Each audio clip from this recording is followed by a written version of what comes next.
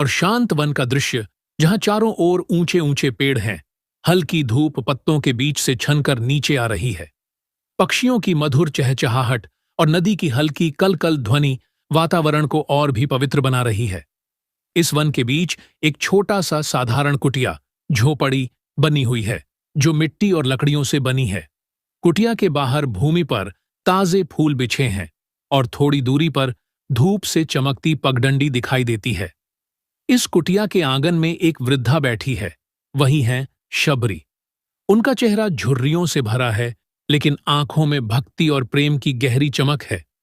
उन्होंने साधारण कपड़े पहने हैं, फटे हुए परंतु साफ वस्त्र, सिर पर सफेद बाल और हाथों में मिट्टी की टोकरी जिसमें बेर रखे हैं। वे बेर पहले एक एक करके छकती हैं ताकि कोई बेर कड़वा न रह जाए, और फिर प्रेम से भगवान राम को भेंट करती है। उनके होठों पर मधुर मुस्कान और आंखों से भक्ति के आंसू झलकते हैं। शबरी के सामने भगवान श्री राम खड़े हैं। राम जी का स्वरूप अत्यंत दिव्य और मनमोहक है।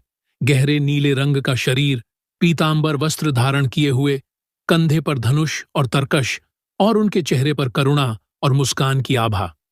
उनके बगल में लक्ष्मण जी खड़े हैं, जो विनम्र भाव से अपनी धनुष बाण सहित भाई के साथ खड़े होकर दृश्य को निहार रहे हैं। लक्ष्मण के स्वरूप में तेज परंतु विनम्रता झलक रही है। राम जी प्रेमपूर्वक शबरी के छके हुए बेर हाथ में ले रहे हैं।